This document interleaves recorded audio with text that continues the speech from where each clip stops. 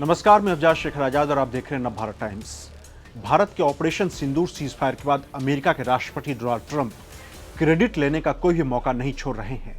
Trump दावा कर रहे हैं कि उन्होंने भारत और पाकिस्तान पर दबाव बनाकर परमाणु युद्ध से इस इलाके को बचा लिया है।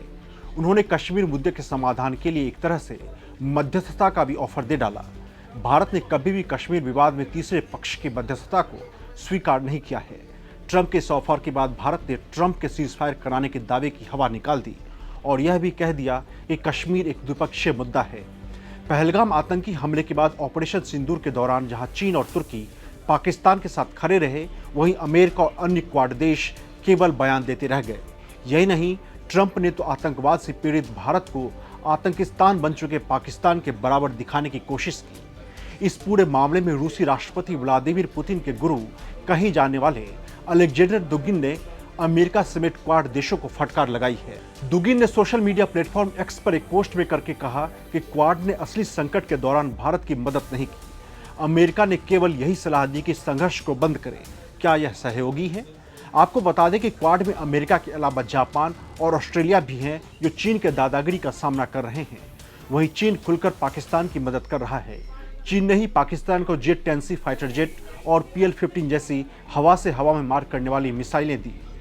चीन ने पाकिस्तान को सैटेलाइट तकनीक से भी मदद पहुंचाई थी ताकि भारत के सैन्य ठिकानों पर हमला प्रभावी तरीके से कामयाब किया जा सके। हालांकि वो नाकामयाब रहा। जापान और ऑस्ट्रेलिया ने भी भारत के समर्थन में केवल जवानी बयान ही जारी किए। वहीं नाटो देश तुर्की ने पाकिस्तान को तत्काल हथियारों की आपूर्ति की, हालांकि वह इसका खंडन करता रहा है। वहीं अमेरिका के एक्सपर्ट भी डोनाल्ड ट्रंप प्रशासन की भूमिका की आलोचना कर रहे हैं। उनके बयान पर, उनके रवैये पर सवाल उठा रहे हैं। अमेरिका के दक्षिण एशियाई मामलों के विश्लेषक माइकल कुलेगमैन ने सोशल मीडिया प्लेटफॉर्म एक्स पर लिखा है कि डोनाल्ड ट्रंप के हालिया बयान, जिसमें उन्होंने भारत और पाकिस्तान के बीच सीज फायर का ऐलान किया है और यह भी कहा है कि दोनों तरफ संकट है, यह पहलगाम हमले को अनदेखा करता है जिससे पूरा संकट खड़ा हुआ था। ट्रंप ने कश्मीर का भी मुद्दा उठाया। ऐसा लग रहा है कि वह ट्रंप इस सब खतरे को हल्के में ले रहे थे। इससे भारत के साथ राजनीतिक संकट पैदा होने का खतरा पैदा हो सकता है। इसकी किसी ने उम्मीद तक नहीं की थी। कुलेगमैन ने कहा कि भारत ने साल 2016 से ही पाकिस्तान के साथ औपचारिक बातचीत से इनकार कर रखा है।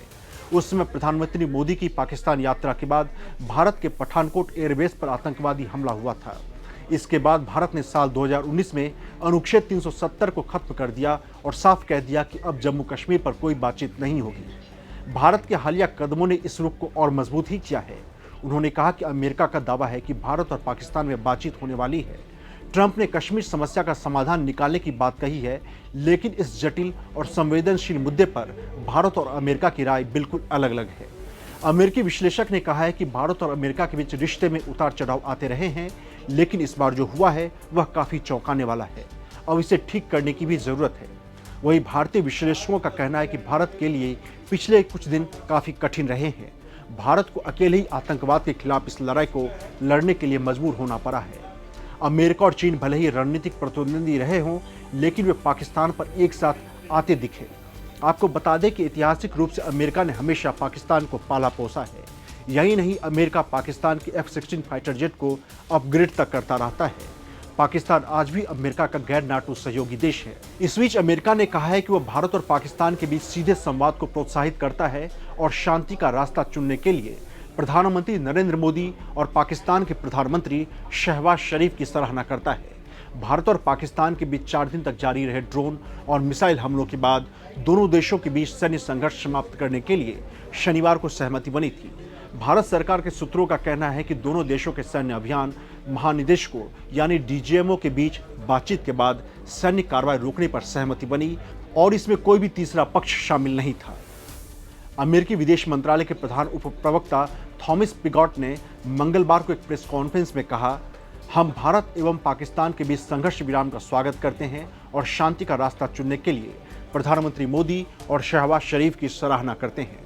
जैसा कि राष्ट्रपति ट्रंप ने कहा, उनका फैसला शक्ति, बुद्धिमत्ता और धैर्य को दर्शाता है। उन्होंने कहा कि हम दोनों पक्षों से क्षेत्रीय स्थिरता बनाए रखने के लिए सीधा संवाद कायम करने का आग्रह करते हैं। जब पिगॉट से पूछा गया कि क्या पाकिस्तानी नेताओं ने विदेश मंत्री मार्को रूबियो से बातचीत करने के दौरान ऐसी कोई प्रतिबद्धता जताई है कि वे आतंकवादी ढांचे को नष्ट कर देंगे, तो प्रवक्ता ने कहा कि वह निजी राजनयिक वार्ता के बारे में बात नहीं करेंगे। यानी क्वाड पर सवाल उठ रहे हैं और सोचना पड़ेगा भारत को कि आखिर ये क्वाड किस काम का है। थैंक यू, धन्यवाद।